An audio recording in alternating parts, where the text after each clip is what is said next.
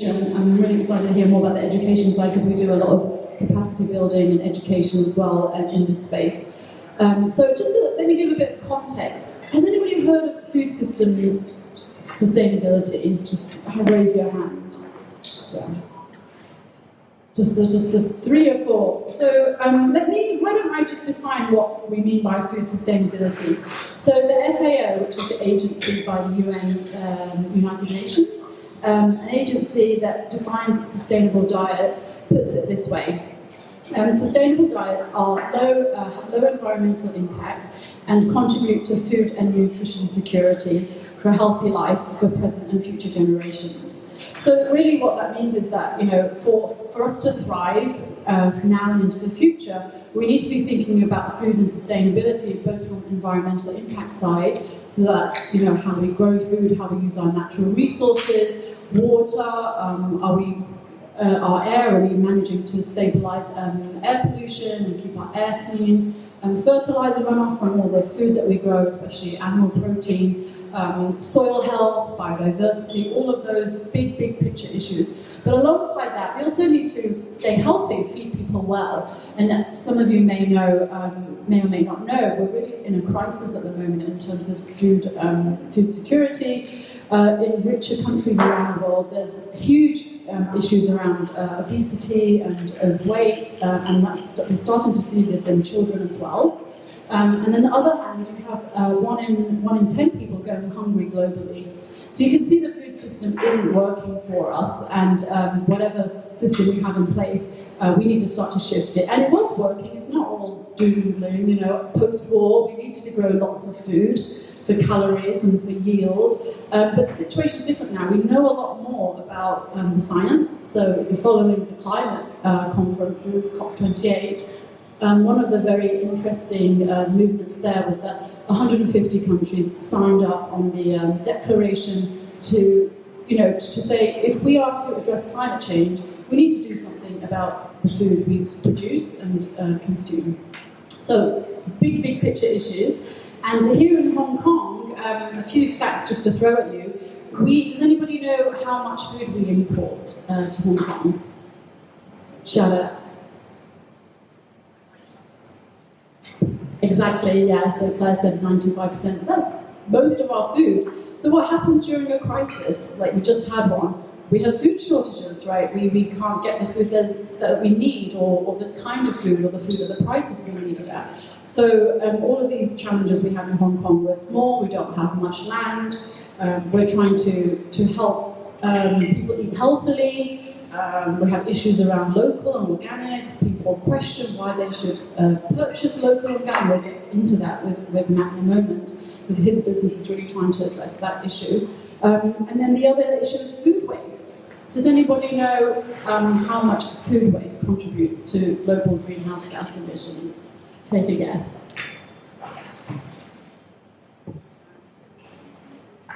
It's 10%. So 10% of our global greenhouse gas emissions come from the food system in terms of the waste, so food waste alone. And the facts are, the stats are, I should say, if food waste was a country, it would be the 3rd largest emitter in terms of greenhouse gas emissions. So just there, in a couple of minutes, I've really sort of painted a bit of a gloomy picture. But we're here today to talk about what solution entrepreneurs are doing, right? Solution-focused entrepreneurs. So why don't we jump straight in with you, Chen? I know that your focus is very much about healthy foods and what you can do at affordable prices. Tell us a little bit about yourself and what your business does, and why should we care about this issue of food and healthy food and sustainable food? Thank you, Heidi, for the introduction. My name is Chen. Quick intro. I've started a company called Nute during COVID 3 years ago with the pure mission of trying to make a healthy, conscious lifestyle easy and attractive for people to adopt.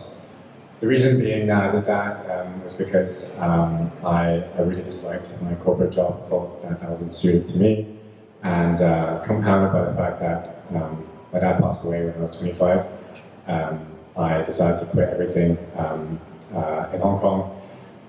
My alcoholic lifestyle back then as well, as I was in finance, and went traveling during that time. And all I did during that time solo was wake up, go exercise, go to the wet market, buy fresh ingredients to make foods, drinks, read, sleep, watch Netflix, and surf. Like that was all I did for 6 months. And I was very empowered by that lifestyle, and I felt so great afterwards. So I decided to come back to Hong Kong and be like, okay, I'm going to create something that helps people towards feeling that way. Obviously, sustainability is something that a lot of people talk about these days. Some companies even flag that as a marketable point for their business, for their product. But for us, for me at least, the connection to nature during that time and how healing it was my reason to come up with a concept to create something that helps it in return, to pay back to nature in return. So it's been 3 years. We started with a product that was very niche. That is very niche. It's a frozen smoothie. It's called the Ice Bar Smoothie. The idea is whenever you feel like having a drink, having a smoothie at home, you don't need to buy all these different ingredients. It's all blended as per nutritionist recipes into these frozen ice bars, so you can take it out of the freezer whenever you want. It's frozen, so it can be kept for a long time, so product life cycle is long. And yeah, you can enjoy a smoothie whenever you want, so long you have a blender and some oat milk or coconut water. But from there, business was very difficult, especially during COVID. To us to sell a niche product that continues to grow. And thankfully, during that time, every single time we hit a challenge, there were people that appreciated what we did, especially our corporate partners right now, which introduced us into more and more pop-ups to gain more awareness, and gave us an opportunity to start a restaurant. I never envisioned starting a physical F&B concept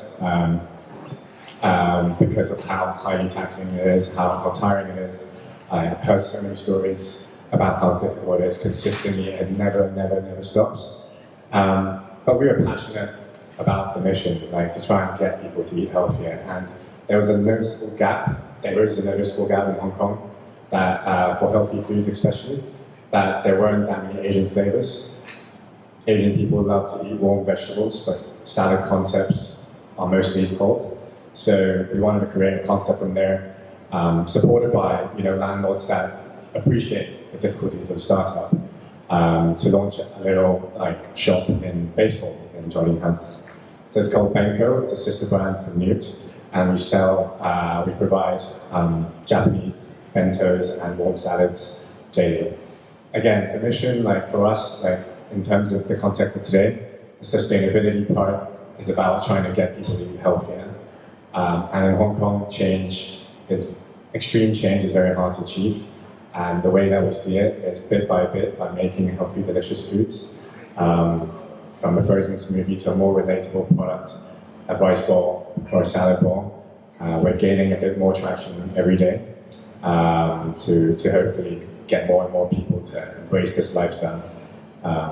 So that's what my journey is. I'll come back to you on the question of cost and finance later, because we always assume that if it's going to be healthy, we have to always pay more. So let me just pass over to Matt. Matt, tell us, you've got a bit of a history in Hong Kong. Start at the beginning.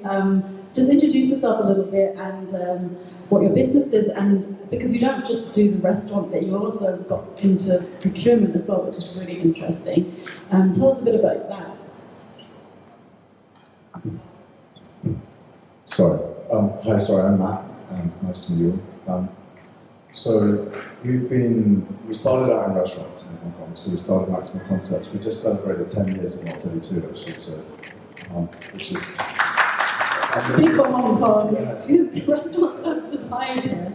And so when we first started out, we had a passion for restaurants. We had a passion for food. So Malcolm and I, when we were at university, were the weirdos that drove up into the Welsh mountains in lamb egg season just to find one type of lamb we were looking for. So we always had this passion for food, and that when we decided what would be cooler than just two best friends doing what they love. And it's a terrible business, but we'll have fun doing it. And we started doing restaurants. And I think at the beginning it was just that we saw the opportunity for soulful, homegrown restaurants. Okay? in Hong Kong it was all kind of hotels and famous chefs from overseas, but nothing was genuinely here, you know. And like when we first did Brick House, I think it was like one of the first restaurants similar to Yard where it didn't have reservations and it was like buzzing on the door. It was fun, it was a great experience. But very, very quickly, you feel this immediate connection to where the food comes from. So like when we first did Blue Butcher, we physically found out about this one farm that was 7 hours drive from Melbourne, so halfway between Adelaide and Melbourne. So we just drove there. And we want to bring your beef to Hong Kong. And he was like, you didn't even phone me, you just turned up and you thought it was okay, well, we didn't get your number, so we just went. So we created that supply chain and we brought Mayura beef, which now, I mean, if you go to many restaurants, you'll find Mayura beef. But it was the only full-blood Wagyu herd in Australia, one of 3 in it. So I think when you restaurant, you have this natural relationship with where the ingredients come from. So flash forward, we were doing restaurants, we were getting more and more into doing that, and then Craig Leeson walked into our office with an iPad and said, guys, I need your help, I'm making this film, watch this clip. And he played us a 10-minute clip of what became the plastic ocean. And in it, it said, I have scientific proof that when you eat fish, you eat plastic. And they'd just come back from dredging, like running a net through the garbage patch in the middle of the Pacific, which was polluted plastic. I'm showing you videos ago. And we were just like our world just was like collapsed because we were like, we're eating plastic. And we were thinking, well, we put plastic straws in everything. We did this, we did that. So we said, well, how can we help? We don't know anything about making films. So we said, well, just join this charity. I need your help to make it. And we ended up getting involved in doing the storyline and putting it all together and then eventually launching it and flying around the world. And it ended up being one of the most successful environmental documentaries of the last 10 years. It's been translated into 35 languages, played in 70 different countries, over 10,000 companies. It now has an education program with the UN. And so all of a sudden we went from restaurateuring and worrying about a problem to creating creativity, and it triggered a conversation a bit like tonight. And Craig always said, if you don't know, you can't care. And so with that passion, we suddenly realized, well, I think at that time we had 13,000 people a day, a week, going through our restaurants. So like, we have a platform. You have the opportunity to talk. You're learning about problems that you have no idea about. You can reflect on yourself, what can you do more? And so we started making more films. So we made another film recently on climate change, which has been playing called The Last Places. And that's been traveling around with IMAX and is now on various planes and will launch on the new innovative launch platform that's coming up in the next couple of months.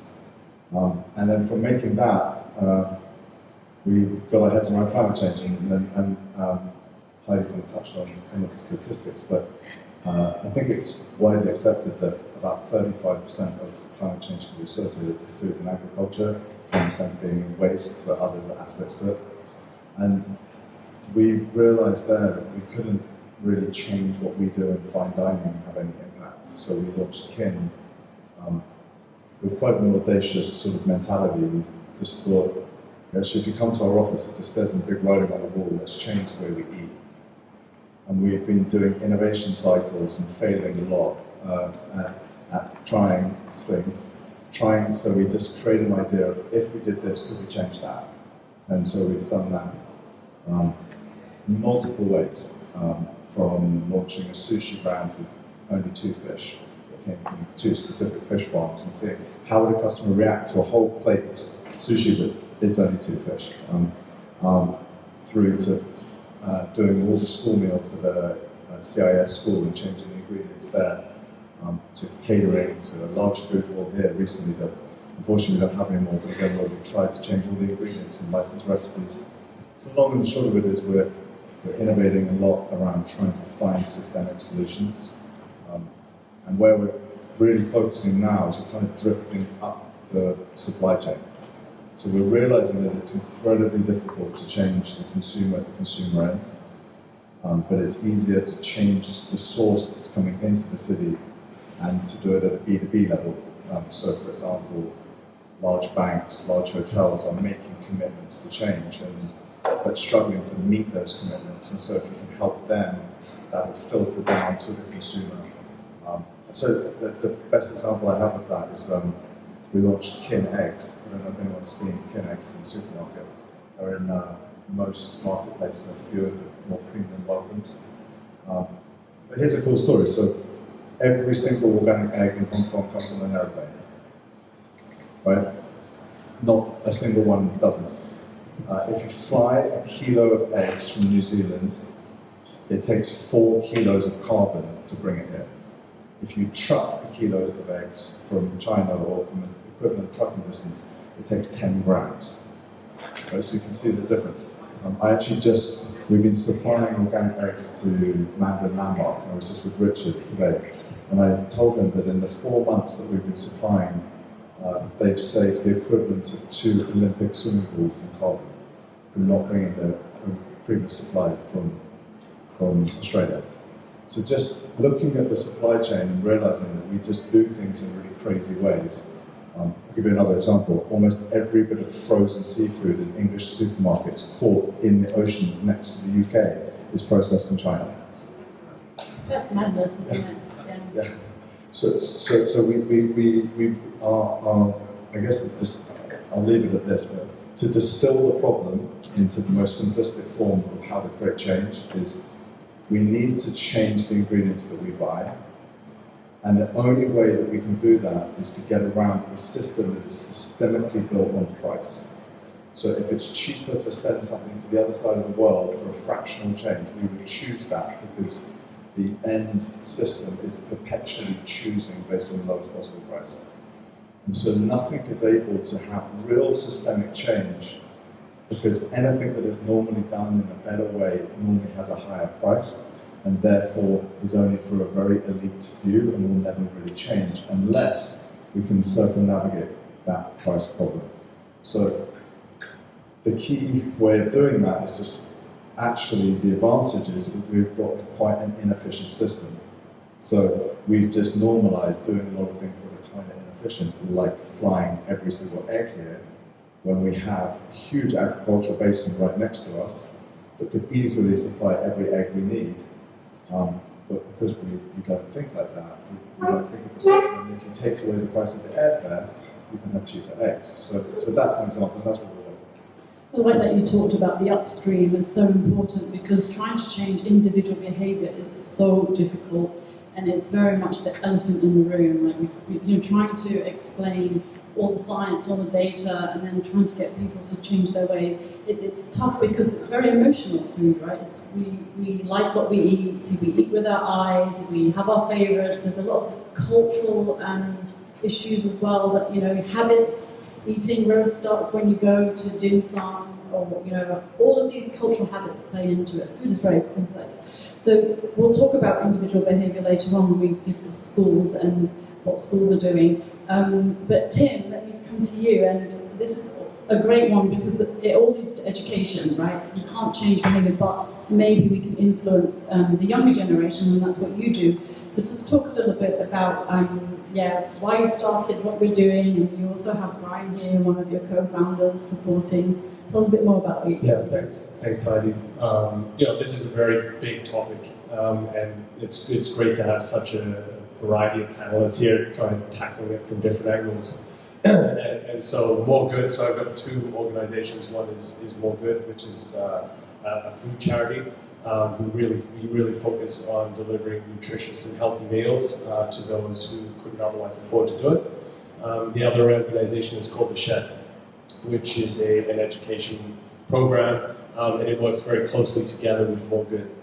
So we're really looking at it from a charity aspect. How can we help those who are really in the cold face facing this problem and are unable to maybe help themselves? And then the younger generation, the group of people who, if we can get to them at a young enough, influential age and start to get them to understand this problem as something that is not even a problem, they start to appreciate, get their hands dirty, get them involved in these things that it becomes normal to them. So we're not trying to re-educate them, we're not trying to influence, it becomes natural to them. We're trying to tackle it from those two issues. So, with More Good, the More Good Foundation, we're based in Taiwan. We're doing about 800 meals a week out of our kitchens there, and we're really focusing on providing healthy and nutritious meal boxes to our community directly in Taiwan. We also work with Refugee Union, we work with the Justice Center, and we work with Impact Hong Kong. So we're using our community of chefs and our co-founders, our 4 other co-founders, or 3 of the 5 co-founders. So there's a lot of opinions at the table sometimes, but of those opinions, there's 3 people who come from an F&B background, one of whom is a very talented chef, using their experience in the kitchen, knowing how to work with ingredients to create nutritious meal boxes at a very affordable price for us as an organization. So that when our benefactors are getting those meal boxes, they're not just getting something that is delicious, they're getting something that is healthy, something that maybe would alleviate some other problems that these groups of people, when they are out, when they haven't got a lot of dollars in their pocket, the first thing they're going to do is choose the cheapest option. And as we know here in Hong Kong, the cheapest option is, I mean, and not just Hong Kong, but anywhere in the world, the cheapest option is probably far from the healthiest option. So we're looking to kind of tackle it from that aspect and provide a meal box that at least when they're eating that meal box is something that's healthy, something that's nutritious and allows people to enjoy that moment whilst they're sitting over it. The Shed is a program where we're taking young people as young as 3 right up to 17 years old. They're spending time in our kitchens, they're spending time with our chefs, we're taking them out to farms, we're getting their hands dirty in worm composting systems, and just getting them exposed and reconnected to what food looks like. Where does it come from? What does it taste like? How do you process it? How does it go from where it originated from to putting it onto a plate? And once we're finished with it, where does it go next? Does it go into the bin, or are there other options? And so really trying to tackle it from that educational experience side and trying to normalize what that behavior can look like. And I think a lot of the issues that we're at, we've kind of become in this beautiful urban jungle that we're in, so far removed from that part of what food is. What does it represent? Where does it come from? We're not exposed to it, and I think the people sitting here at the table right now are up against a pretty big challenge in the sense of where we're fighting against a lot of hurdles. And here we are. It's a big challenge in terms of food. Food is a critical part of what we need to survive. And so when you are confronting an idea of what food should look like, or what you should be paying for your food, or how it should be packaged, or what it should taste like, you have a pretty big hurdle to overcome. And I think we are very much at the starting race of that. And this is something that is going to take time. It's going to take many aspects to tackle it. And I'm just grateful to be sat against people who are choosing to take other angles of attack at this, because this is a kind of multifaceted approach that's required to get some change.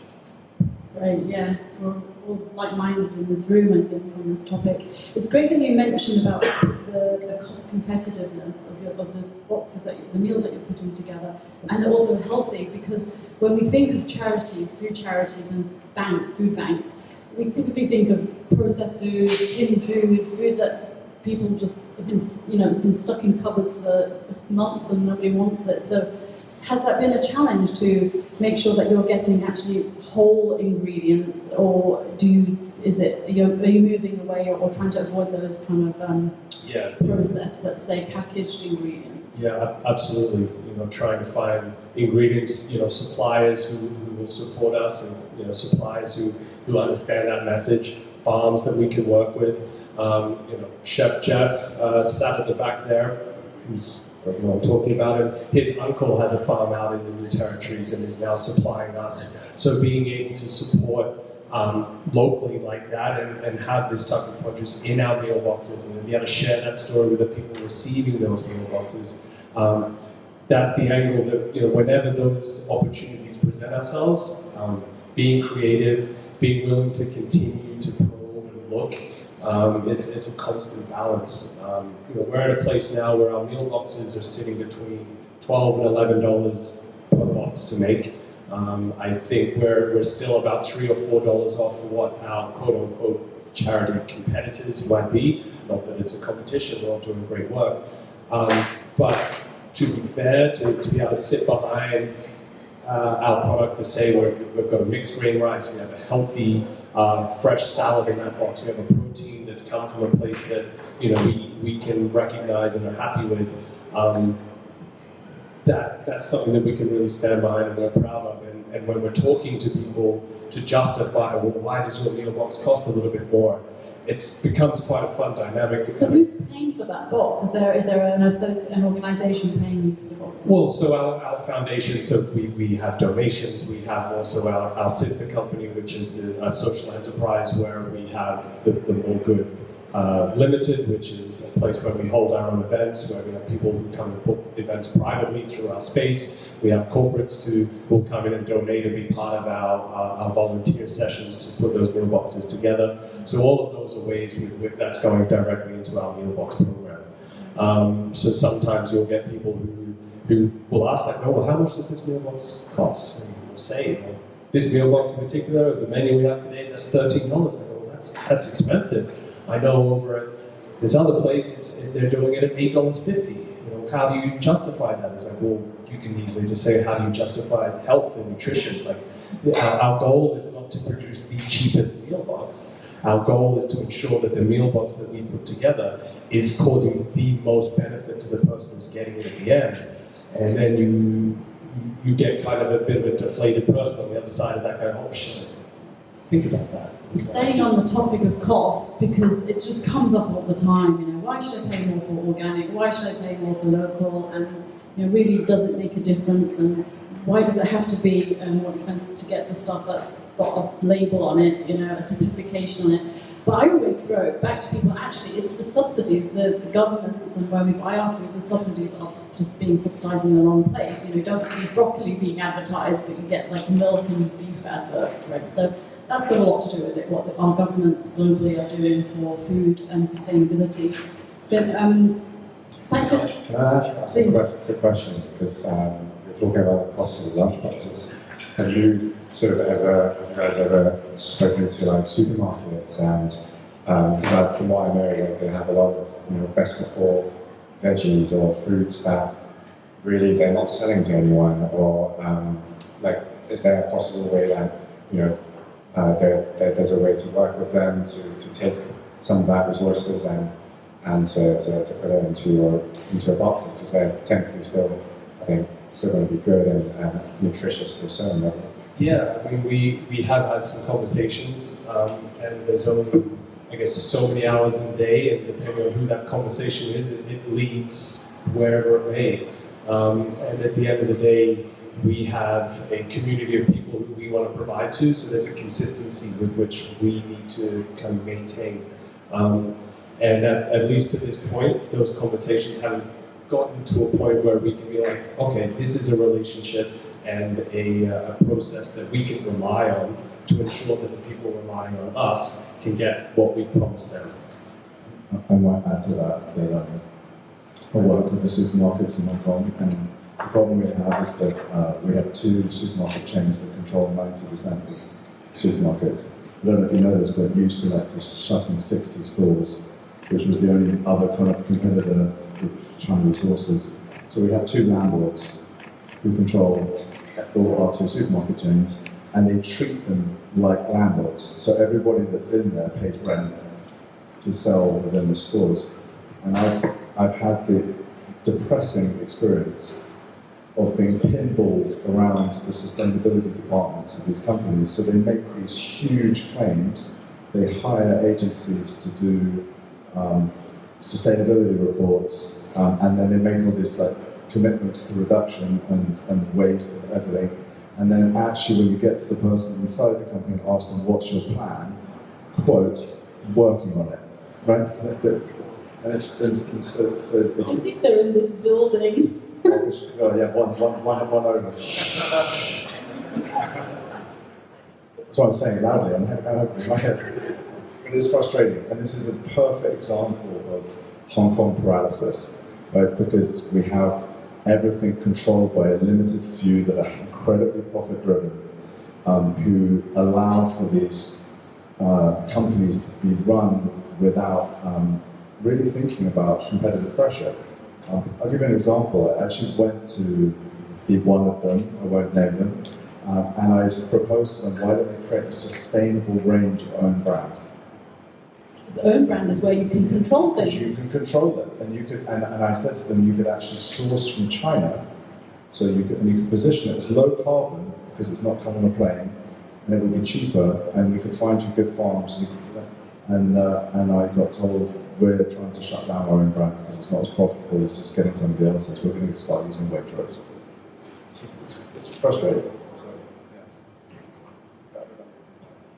Does that answer your question? Yeah, absolutely. I think you highlighted a really important point, especially when you're serving as a social organisation, the reliability of that supply. Because even if they were to improve that, you never know what's going to come through. Yeah, I think it's when you're responsible for anything. Like it's sitting here, like when you start reaching out, looking for help or looking for partners or building a community. It's your partners in the community is only as good as the promises that they can keep, and you very quickly build a filter and a radar of understanding, okay, well actually what I'm doing means X to me and actually means Y to this person over there, although it may appear that they value it as important.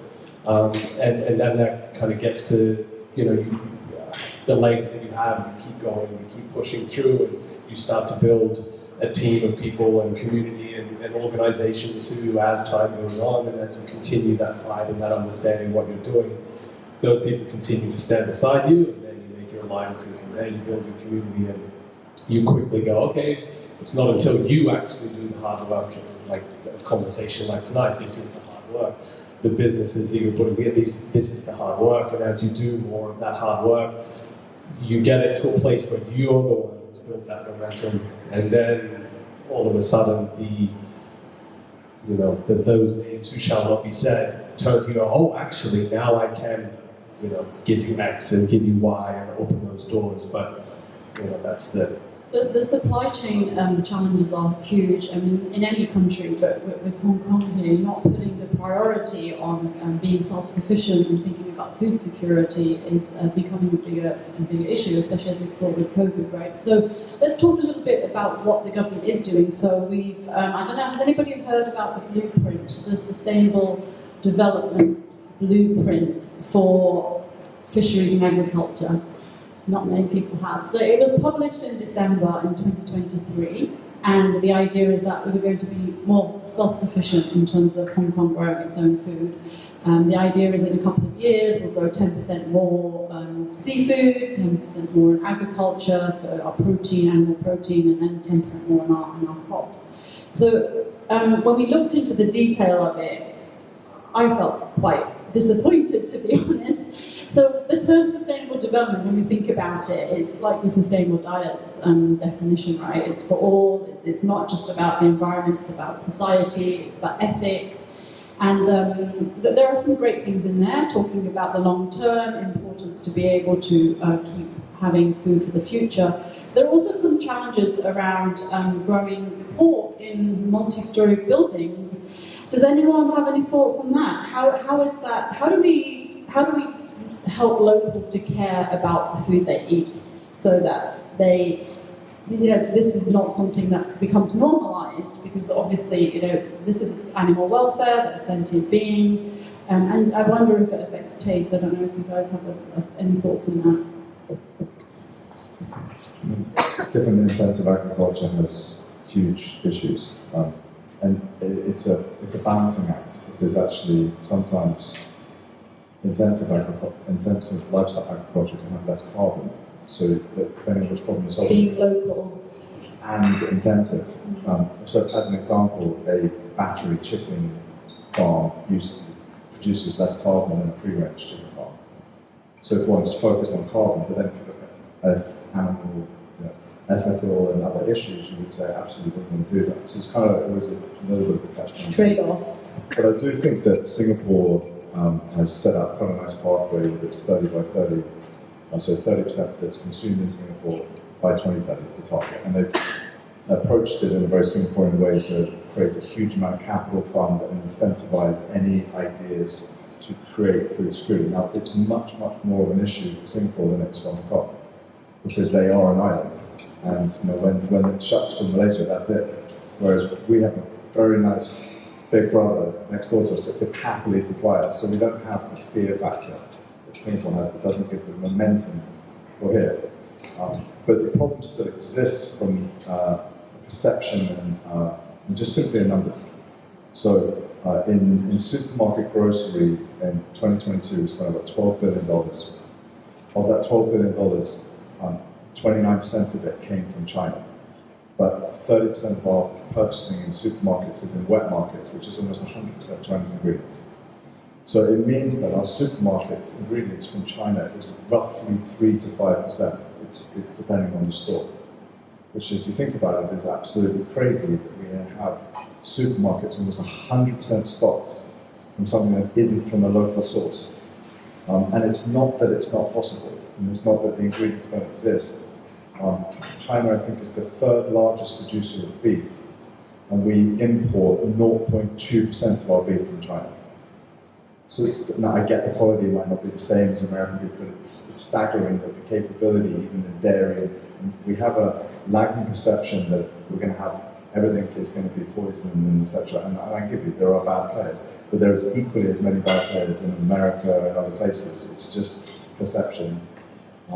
So I do think that the fundamental shift for food resilience in Hong Kong, yes, we can build up our own Hong Kong as a country's resilience, but we should massively increase our relationship with our local agricultural basin, which should include anything that can come on a truck from a wider China context. And that is a huge need of change and a huge opportunity, in my view, on every level.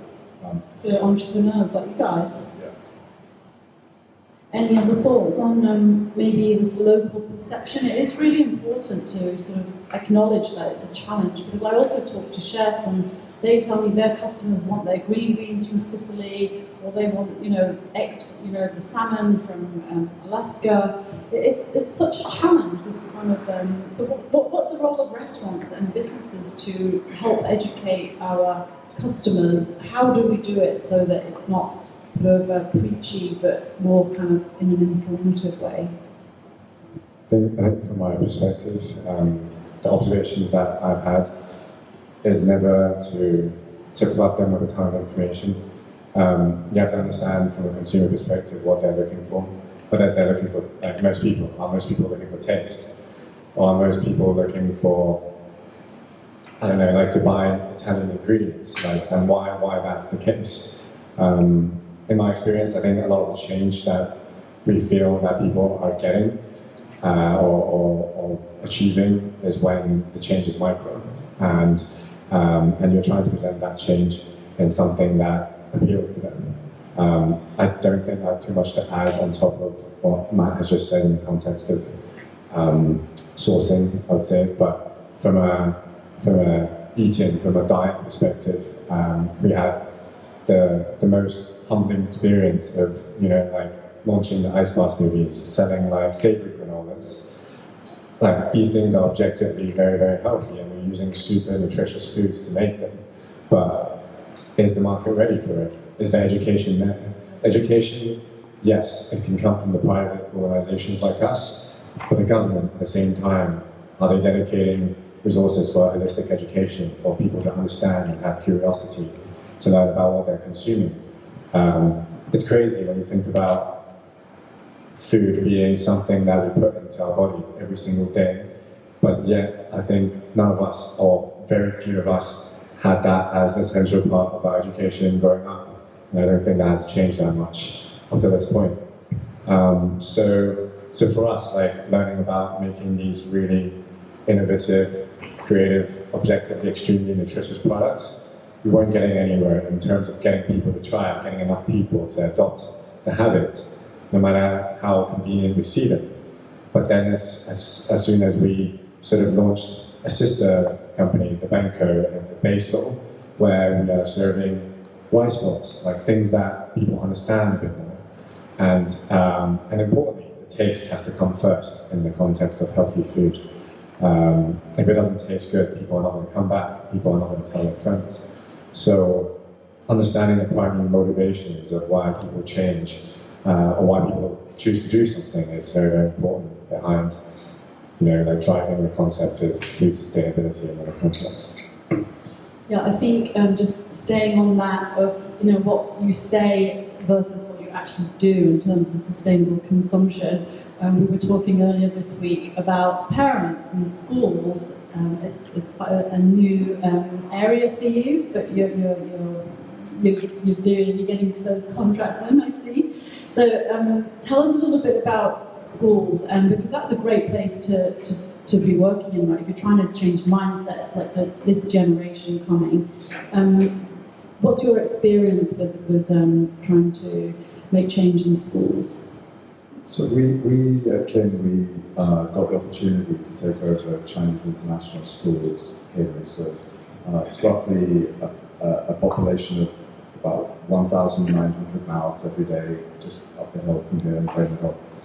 And actually when we went up there to just see what they were doing, our hearts broke when we saw the food that the existing catering company was serving. It wasn't food, frankly. It was some weird, looking sort of spam ham on some pasta and some other, it just was inedible. So we kind of blew our minds, and so then we sort of said, right, well, if we were going to do school food, how would we do it? And so the first thing was that we've always had a set of rules around what we buy and what we use. So it's like kids shouldn't eat meat with antibiotics and hormones in it. We should be eating eggs are one of the most amazing protein for children. We should be using organic free-range eggs, just full of nutrients. We should be trying to get some sort of balanced diet without being preachy. We should make it accessible. Cara and I had babies in the last couple of years, so we had quite a cool experience of learning to how to feed children and engage with them. And one of the things that we learned very quickly was empowering them to be able to make their own choice. So what we did is we call it Farm Fresh. It's in essence like a kind of Chipotle for kids. I don't know if anyone's been to a Chipotle, but so basically we have 3 main courses. One is always plant-based, one is always fish-based, one is always meat-based. 2 is always Asian to 1 Western, and that was an important distinction because what we noticed is all the catering companies don't come from Hong Kong. They're French and English, and all this food is this weird English food, beef stroganoff and stuff I've never eaten, and very Western-centric. And yet when I looked at all the kids, I didn't see many, foreign faces, right? So I was thinking, at the end of the day, you should probably try and give the food that children eat at home because that's going to be more comforting, right? So the other critical distinction was we didn't label the food. So you ate with your eyes. So you walk up and you pick your main course. You choose the one you want, and then there's a vegetable. You pick 2 of the vegetables, 1 or 2 vegetables, and then there's a carb. So you kind of have the opportunity to build the plate as you want. So you might have lasagna with choy salmons and young dog tava, just because that's the way you want to divide it, and that's cool. And then everything's made with great ingredients and really looking at nutrient quality of it. So that was our approach. The school went from around 40% of the school every day eating to more than 80% every day, including all the teachers. The teachers told us that energy changed in the school. So people had more energy in the afternoon, and less sleepy. The teachers were less cranky, which I think is really interesting. And it was just an incredibly empowering and beautiful experience to work with the community. And I think you actually worked with them before us, but they're on a net zero target by 2033. And so we were able to sort of be part of the journey to show them how their food program could also be part of that.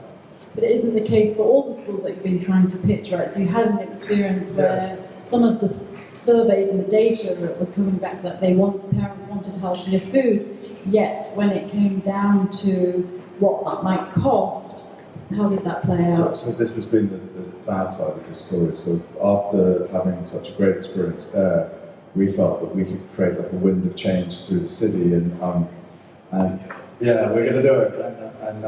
And those schools all work on, you submit proposals, and so they all submit out. And the existing catering companies, like machines, know how to do this. We're learning as we go.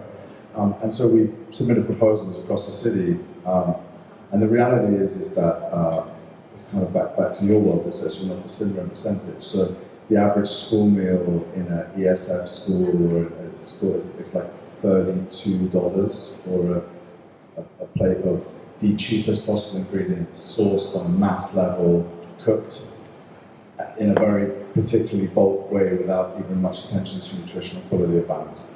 And ours costs 45.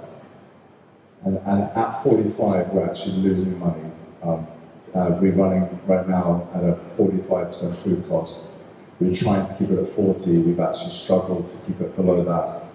So I actually think the technical cost of our plate is 60.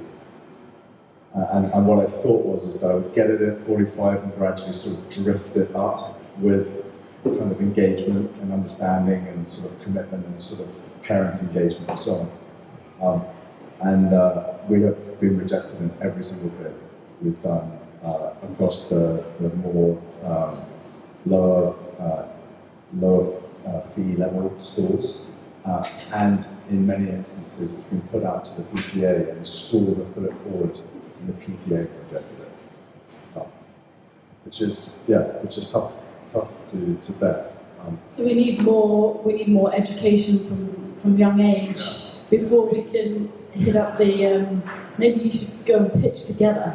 Yeah, that could be an interesting space. But the interesting thing that we're getting, it's a battleground that's happening. You have the schools who are there, they recognize this. We have schools coming to us saying, what new schools that are coming in, or schools that are renovating, they're putting kitchens, they're putting food as a centerpiece, they're putting in farms. They recognize it, educators recognize it. We're not alone in that space.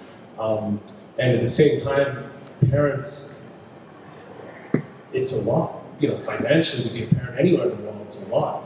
So, you're getting hit for school fees, you're getting hit for buses, you're getting hit for school lunches, and all the other bits and pieces that come. And so, it is easy to say, it's the parent's fault. I'm a parent, and I would like to think that if that proposal came to me, that my hand would be up saying I'm in favor. But not everybody's in that same place. And so then it comes back to what are the other avenues out there that could help support this voice, that could help, remove that burden, of that financial burden of the parents and of the school, and just share that load and what that looks like. Local schools having kitchens. One of the things I know with your needs is being able to cater and cook on site. And more schools in Hong Kong that are having dropping attendance rates, that have spaces within their schools, how can they potentially renovate these spaces to have catering facilities on the site? These solutions aren't, we haven't had to sit here and really brainstorm what they are.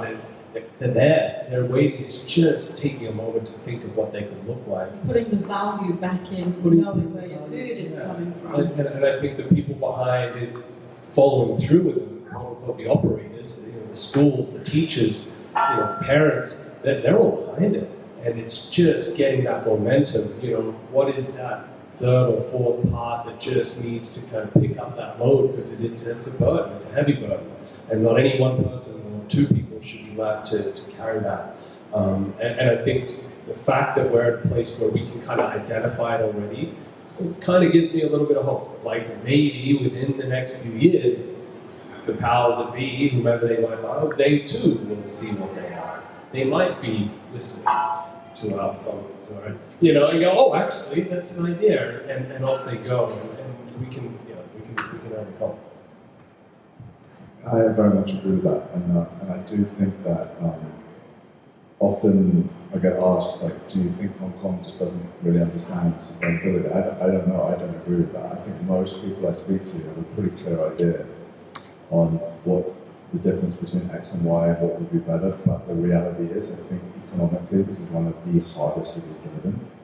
But the irony is when you put your mind to it, sustainability doesn't have to be more expensive, right? Yeah, in many instances it is, and so I do think that, that there is an ingrained survival nature. I'll give you an example. When we had the food hall here, I was speaking to customers and they said, I saw the word organic, so I figured it was expensive. but actually we had reduced the price to less than the previous time. So we tested it. We put organic, we'd sell a burger and say organic. Then we put the same item, took the word organic, made it more expensive, and it sold more. So it's literally like perception was defining. So it's like we've got these built-in protection systems to not spend, right? Which because it's survival.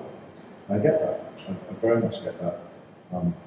But I would give a good side to the school equation. So whilst we have not necessarily had the opportunity to cook in other schools, the large catering companies are copying us. So we prodded the bear, right? And Too that, progressive. yeah, and that is good because actually now I'm seeing them talk about cage-free eggs and then talk about antibiotic and hormone-free proteins and things like this. So perhaps we're winning from our mission, even if we're not cooking in more locations. That's when the kid egg comes in and just No, it's takes over. Well, I'm actively now trying to supply them ingredients, and exactly, there you are. That's great. Yeah, go ahead. I mean, the fact that, like, I think one of the first things that you said is like, oh, sustainability is expensive, sustainability is challenging. Like, there's no definition of what is, just like 100%. Like, there's different extents of how sustainable it can be. People give excuses for themselves or for others that it is expensive to not adopt a habit, but to not bring a bag to the supermarket, to bring a bag to the supermarket to buy some stuff. I'm sure no matter like different social classes, I think most people do have bags to be able to go to the supermarket. And you're saying like maybe buying organic ingredients are expensive, potentially in many cases that may be true, but from a health perspective, like if you can't afford the organic stuff, could you buy, say, frozen vegetables in the supermarket, where you don't have to worry about how much like you have to consume like per caddy every single time you go to a wet market? You're allowed to buy a caddy of kailan or bok choy, but like if you buy frozen veggies, you can cut it out and portion it out as much as you want, and it's very convenient to make. So no matter where we're from, how much do we have, there are always ways to become more sustainable, and I think the private side is driving a lot of, is doing most of the education, because, it's also in our interest to keep driving this lifestyle in order to grow what we are trying to achieve. But at the same time, from what I want to see is the public educating, the government educating from the ground up the importance of that, and maybe highlighting the dangers that directly impact people's lives, rather than talking about the fact that the world is dying. It doesn't hit them as hard, but like if you're telling them, or your kids will have no food in 5 years' time, or no clean protein to have, and everything's going to be 5 times more expensive, maybe that messaging is more effective. So I definitely think the severity of the communication, if we really want to achieve change in Hong Kong, needs to be a lot higher, and not just show ponying like with the rubbish Waste charge. the waste charge. I'm glad you busted that myth that frozen veggies are not good enough, because they are very high in Most of the nutrition. time they're probably frozen at the peak point of their nutrition. So it might be from Waitrose, it might be a bit more expensive, but at least you're not wasting any food. Yeah. So it's multifaceted, every single problem that we're looking at. Fantastic. So let me just try and summarise what we've heard here. We've heard a little bit about cost that always comes in, right? But what I want to say is, like, what do you pay for your iPhone? What do you pay for your handbags? Like, this stuff you're putting into your body, really, take that away. We heard about the challenges of behaviour change and what parents say, and then what they actually do in terms of feeding their kids as challenges around that. We heard about the health side, what are we doing in terms of health and food? So many challenges in the food system, but what you've shown us is that you keep going, right, as entrepreneurs. It's a really great opportunity to find solutions, because our food system really needs it. And when we see challenges, what do? We innovate, and we keep going, and we test it and see what we can find there. So Please give a round of applause to our great audience. And I hope we have some questions. We have time for questions? 30 minutes. Yeah? Okay, so we've got a mic here. If anybody wants to ask some questions. We've covered a lot.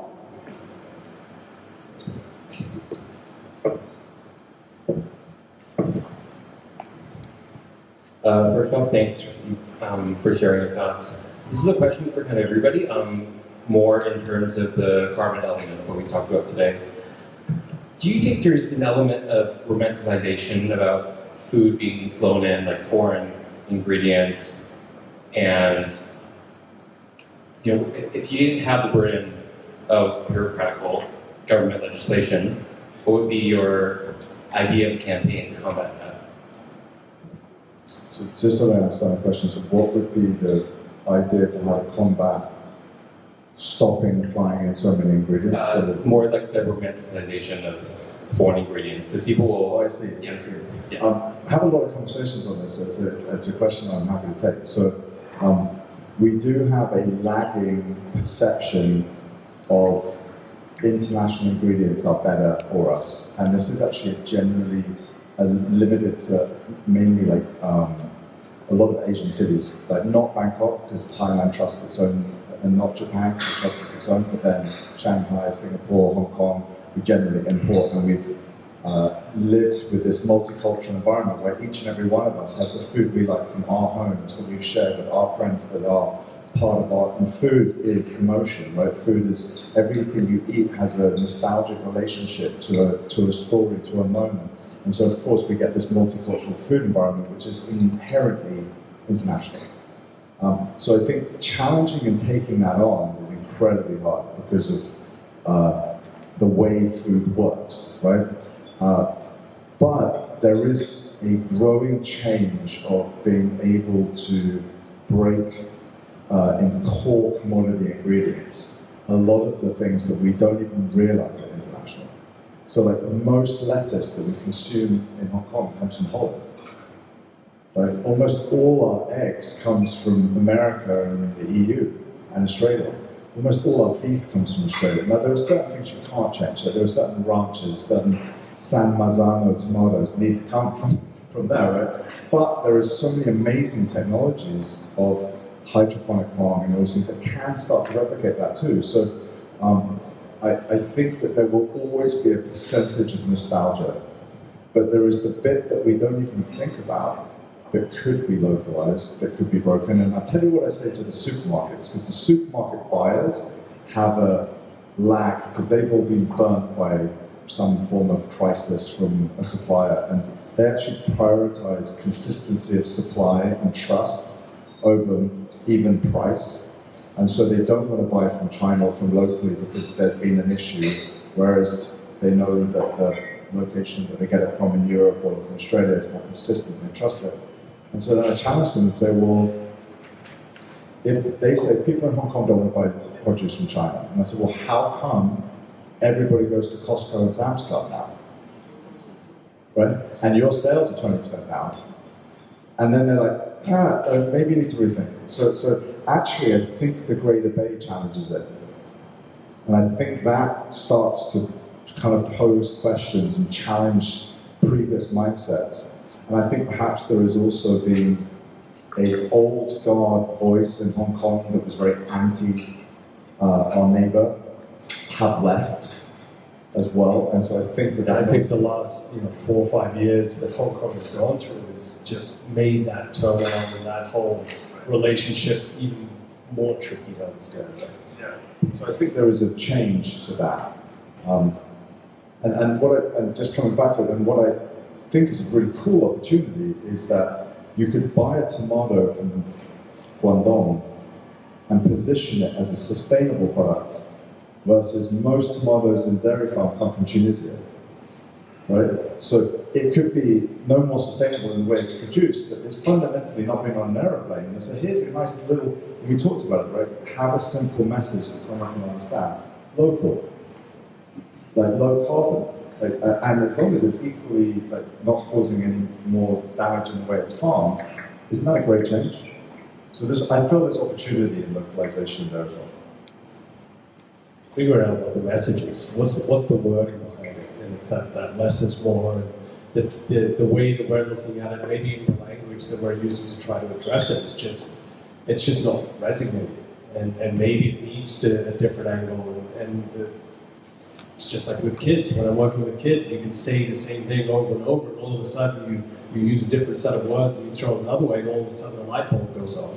And I feel that we're dealing with a market here in Hong Kong locally whereby there is still a bit of a Western element that is kind of putting a filter on it. And so we're using words, phrases, languages, marketing techniques that have worked in these markets. But this is not that market. This is a very different place in the relationship with food and what it needs to look like and sound like and taste like, and all of the marketing is very different. And I think that space needs some thought, and I feel that once that part is unlocked, I mean, off you go to the races. But we haven't, I don't think that part's been given enough thought yet. I think just to add to what Matt and Tim have said, I think it's not so much about, for me, the romanticization of international ingredients, it's the anti-sort of China perception. And to be very honest, some of it I don't think is unwarranted, given like we have a lot of like the swine flu and diseases in the past where the production methods have not caught up to the international standard. But now we're seeing, let's not talk about farming, let's talk about going up to Chengdu for a weekend or going up to Shenzhen for a weekend. Concepts, businesses, practices are all catching up. So I think it's more or less an eventuality.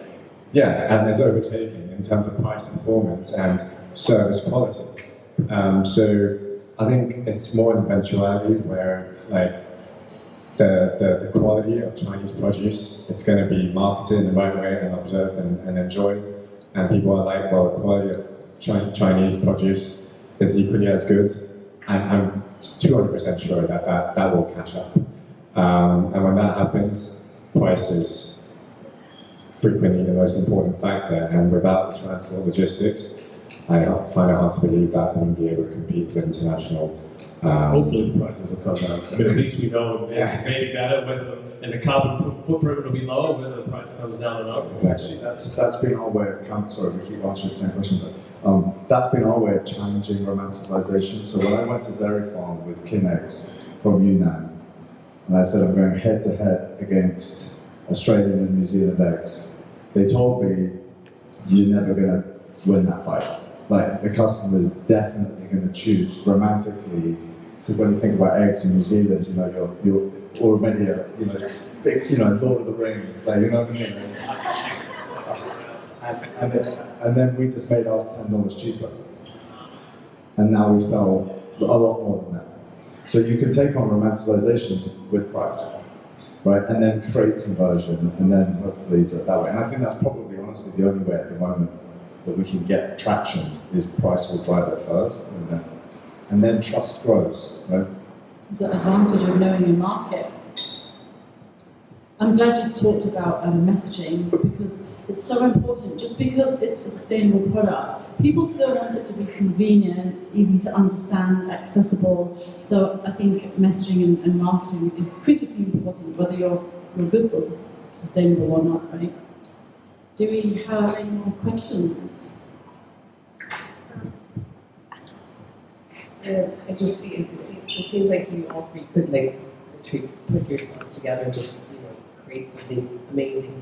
And I wanted to ask Matt, why don't you just open your own sustainable supermarket? I mean, I think it could be like a one-stop solution for everybody at the moment, just to find one restaurant in a chain of that sort, to just go straight forward and just that's where you get everything you need under the sun. So and that could be a source for you to educate and to people to learn and just open up your own supermarket. From restaurant to retail. Need an next Sam's Club for sustainability. This is an exciting idea. I mean, actually, you see it here in Slowwood, I think, is quite a nice example of a step in that direction, and I really think those guys do a really cool job, and we're talking to them about supplying some of our ingredients to them. It's a daunting idea. I think that supermarkets is incredibly complicated. It's something I don't truly understand, but when we think about kin now, we actually talk about it being a supermarket within a supermarket. So could we build a brand that has the key commodities within the stores that you recognize that you could buy? So it could be your milk, your chicken, your eggs, but from us with an overlay of the kin brand, giving you the trust and the transparency and even potentially the data to go straight to the source and know, okay, it is from China, but here's the farm, here's where it was, here's how it came to me, and counteract some of those things. So we romanticize about it, but we think about it in a way that we feel is still something that we manage, given that we really don't understand that particular business. And I think coming back to it, it's a real estate business, and it's tied up again, because it's about getting the space and getting the location and these things. And in Hong Kong, I think, it's a remarkable fact that great loses money, right? Like that, I mean, I don't know, because I feel like we spend a fortune in there every time we walk in there. We try and avoid it as much as we can. But they're losing money because of the rent. So it's a lovely idea with a lot of challenges. Very low margins. Yeah. Another question.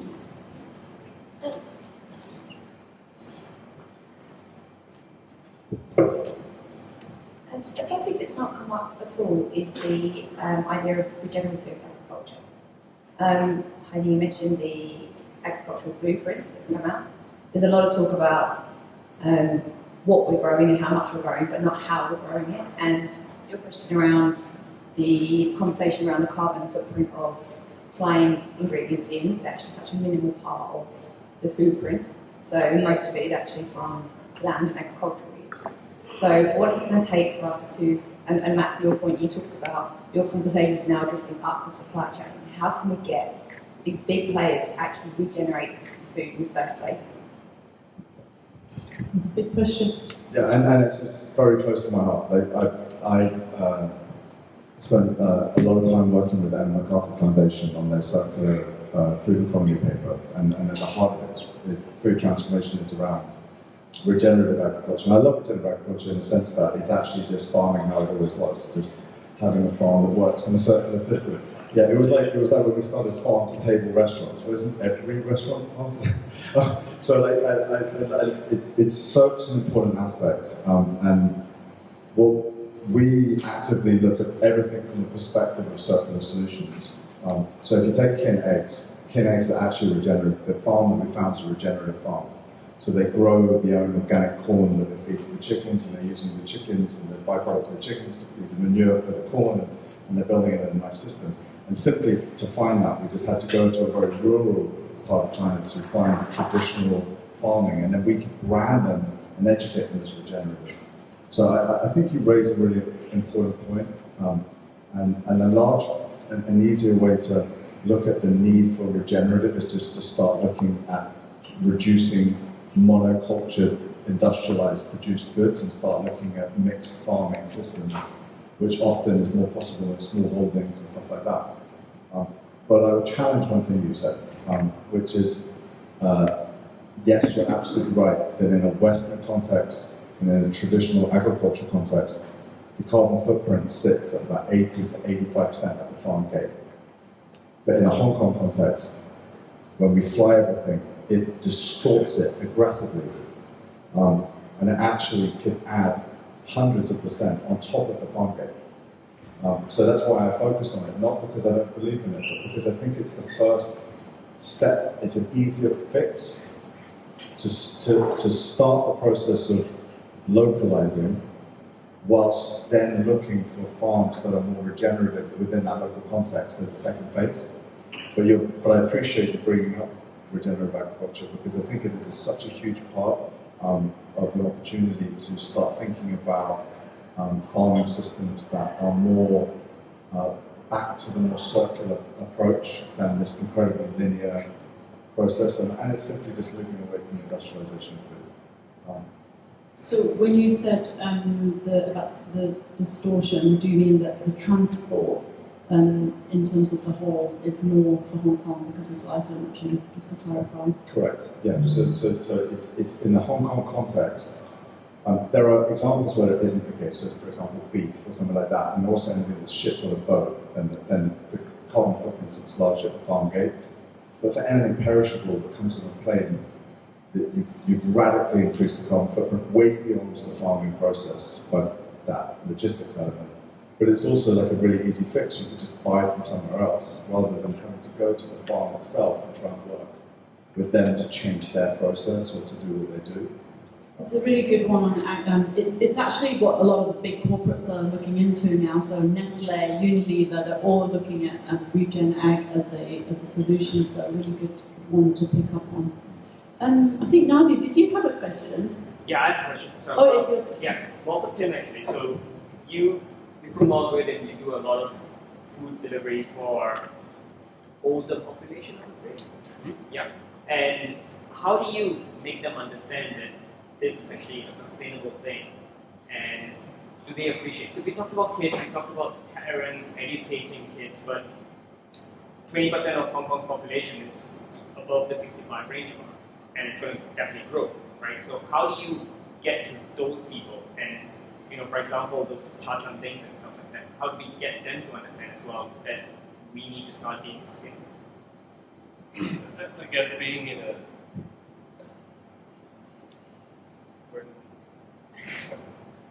when you're in a space where you're giving out free meals to people in need, some of those questions or that aspect may not present itself quite so much. And instead, I think the challenges that we had at the beginning was more of, some of these people are part of other meal programs who are receiving our meal boxes. And initially it was, when they opened that meal box, they looked at what was in there and how it was prepared.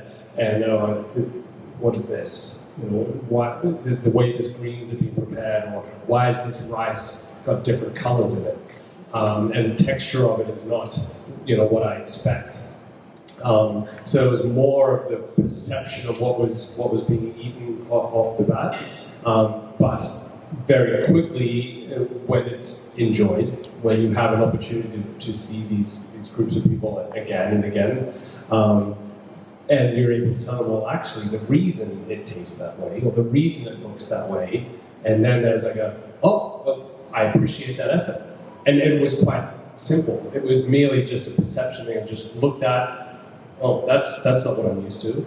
And then when it's eaten and it's tasty, maybe you just had to justify that appearance or some of the texture to it. There was a very real appreciation, and I think when you're in that space, you're dealing with some very different motivations in the end user who's enjoying that food.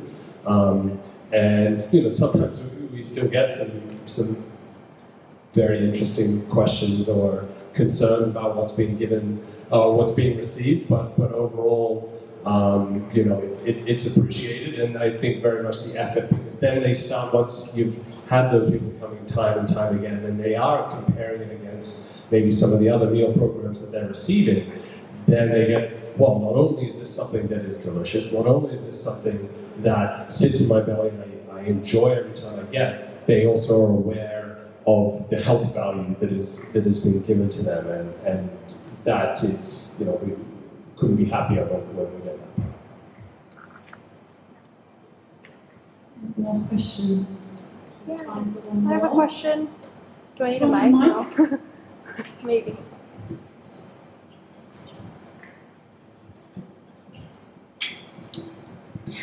So I guess this is for all of you.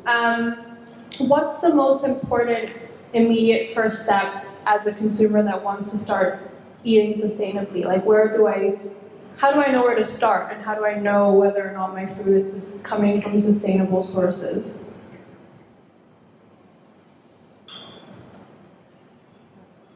I guess I'll make a start with this very, very multifaceted question. Everyone's perspective of sustainability is different. So, like, how are you going to tackle it? Whether you tackle it from an environmental perspective because you love the environment, or you love the animals, or you want to tackle it from the fact that you want to be healthy in the long run and not spend as much resources than an average person on healthcare. So you're allocating in return, these resources are going into people that are in more need of that resources. Like, there's so many facets to it. But what I would say about, like, on my side, I think the most important thing is just to not waste food. We're talking about over, I think 1/3 of the food production every day is wasted. So we're going to start from there and eliminate that, and making sure that we have ideas on how to ensure, like, whatever that's left over, that we either freeze it and microwave it at a different time whenever you're hungry, or buying more frozen goods, more tinned goods. Again, when we have our workshops with different companies and groups of people, like, people keep saying, like, eating frozen food or eating tinned foods, they're not healthy. It's like, what is the scientific foundation of that? All this food is vacuum packed, not exposed to air, not exposed to moisture, and when they're harvested or they're collected, for example, tinned fish or frozen veggies, like, these are all packaged at a peak sort of nutritional state, and you can keep these in your shelves, in your freezer for a very, very long time. So instead of buying fresh produce, like, sometimes there are other alternatives that you can go for that allow you to become sustainable more easily, I would say. So I think from a food perspective, waste is definitely a main way to tackle it. Always remember to bring a bag to go do your shopping. Try and do your shoppings all in one go, instead of, like, spreading it across multiple trips that you need the bus or the taxi for. I think these are, like, small steps, and change, I think, overall, from what I see, has always been best achieved through small steps forward, rather than, like, adopt a radical approach on all different fronts. It's too overwhelming for an average consumer, average person, so start small.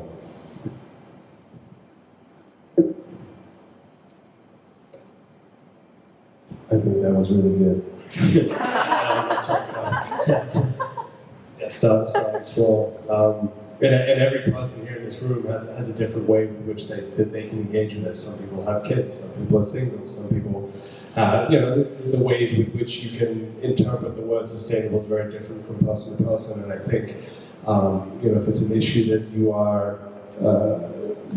want to address, looking at what sustainability in terms of food means to you, and figuring out what is the low-hanging fruit, starting that. And I think that's with any problem, start with the low-hanging fruit first. The idealistic dream at the top that we're kind of addressing now is something that we're all working towards, but keep it simple and start there.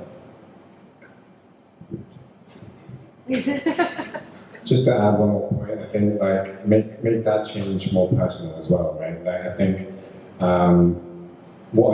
for me, like, I'm most connected to, like, making sure that whoever that I meet, I try to get them to eat, like, healthy, wholesome, whole foods.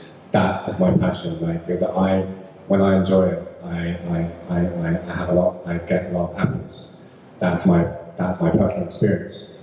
Maybe for you, like, you care about animals a lot, and you love dogs, like, you have a dog yourself, and you don't want animals to be eaten, and I fully respect that. Like, from an animal welfare perspective, that you want to be vegan, for example. So maybe being vegan is, something that's more personal to you because you care about animals a lot. So I think on a personal level, like, if you guys want to take a step forward to be more sustainable, find your connection to it, and find a community that shares the same passion, so that they can adopt similar habits and share habits with you, and on the back of that, like, spread to more and more people. But at the end of the day, like, we're all programmed, all purposed for this planet in different ways. So we can all contribute differently. I don't think there's a set sort of, like, menu for everyone to achieve the best change.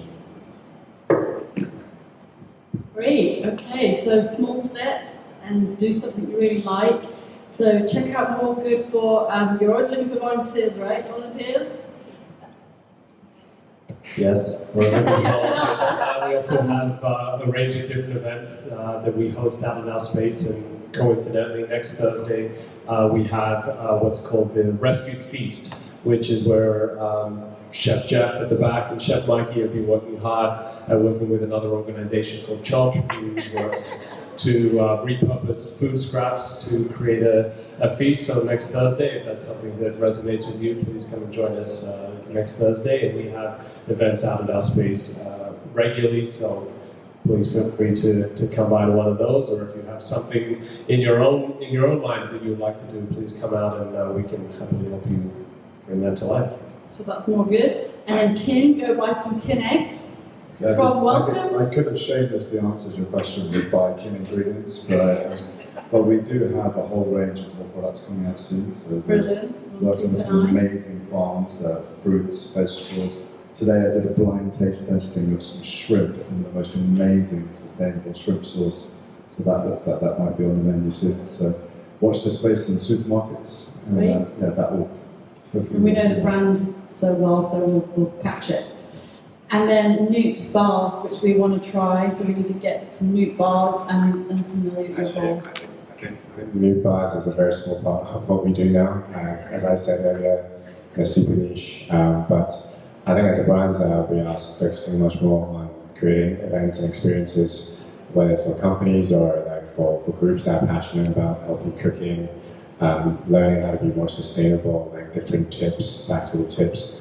So we do a lot of these workshops at companies and with groups of people that are interested in us, and obviously we still have benko as well. Super small deli in central baseball. We serve Japanese bentos and warm salads daily. So if you feel like an Asian healthy meal, then you can always check us out. So somebody asked, what can you do? There's 3 steps you can take there already. And if this talk has been interesting for you, 31st of May, we're doing a whole day of food systems workshopping over at EY Wage Space, so check us out there. Let's give the guys a round of applause.